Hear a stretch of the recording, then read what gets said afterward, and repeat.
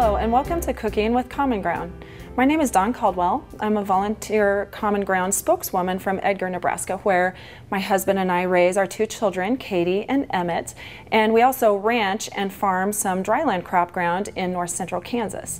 And so being a ranching family, we especially love beef, and I want to share a recipe with you today, Hot Beef Sundaes. My kids have loved this recipe since they were very small, and now being teenagers ready to graduate high school, they still love it, and it's still a regular at our house.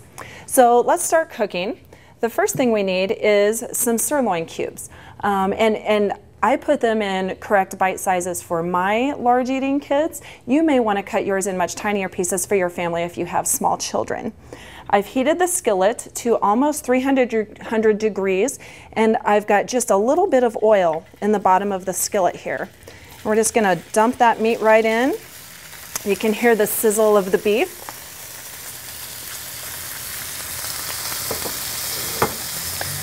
We're going to let this beef brown on all sides, and we want to keep an eye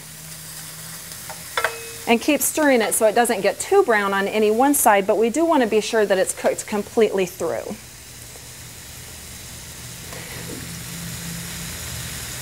Okay, while our beef is cooking, the next thing I'm going to do is make my gravy. And don't be scared about making gravy. I am a very busy mom, just like any working mom out there. So thank heavens for packet gravy. And 2 cups of water, 2 packets of gravy is perfect for our family of 4.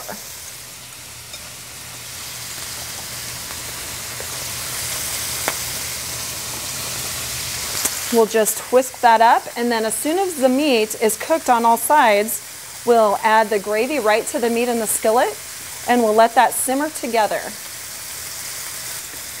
Everybody loves an ice cream sundae, so why not make a really fun meal item with all of the food ingredients included, or food pyramid items. You can cover your whole nutrition plate with my one dish here. We'll have meat, carbs, dairy, vegetables. We're going to cover the gamut. Okay, we'll let that meat cook just a little bit more. And again, while we do, making very efficient use of our time, the ice cream portion of our sundae is actually mashed potatoes. So my mashed potato recipe includes obviously cooked potatoes. We like to add butter. And then we'll put in some milk as well to make sure they're nice and creamy.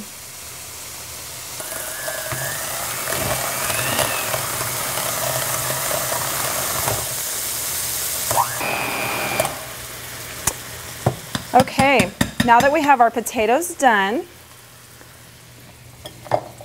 and the meat has browned sufficiently, I'm going to just go ahead and dump the gravy that we mixed up in with the meat here.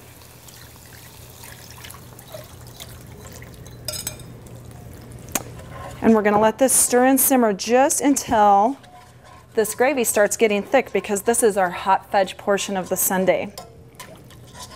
While I stir this meat and gravy here a little bit, I just want to visit about, first of all, how healthy beef is. And I've talked to a number of very competitive athletes recently who love to include beef in their diet actually every day. And you can find more out about a diet using beef every day called the BOLD diet, if you'd like to look that up online. But those athletes feel very strongly that they need that iron in their body to be able to carry enough oxygen so they have wind to get through their competitive events.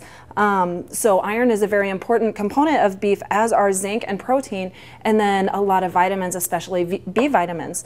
So if you want a really nutrient-packed item, and really a serving only the size of a deck of cards per person per day is enough to get all of the nutrients that you need for your body to stay really healthy and have enough energy to do all the work that you need to do.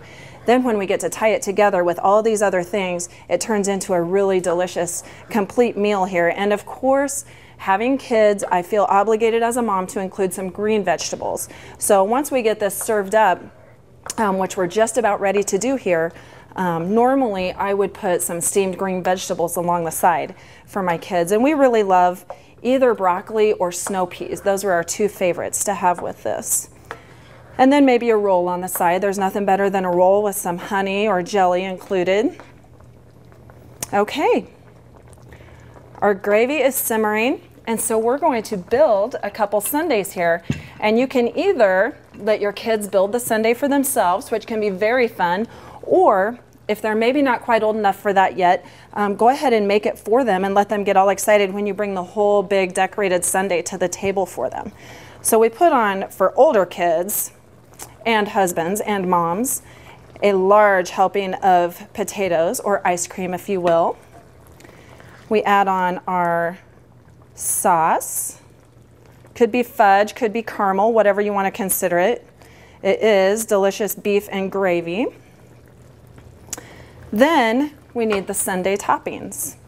And so we're going to add some whipped cream, which is sour cream, some sprinkles, which is grated cheese, and finally, no sundae's complete without a cherry on top. And so we use a cherry tomato as the final decoration of our hot beef sundae.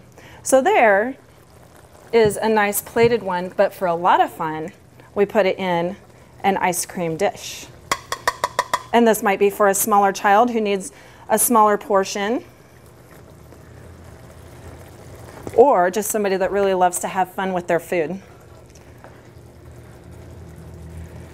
So you can see that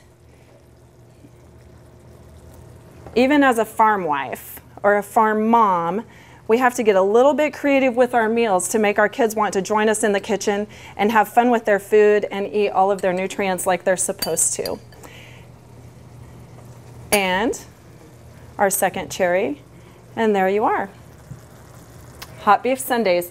And you can find recipes like mine and many others at CommonGroundNebraska.com. Thank you so much for joining me today in the Hy-Vee kitchen. I have really enjoyed having you cook with me.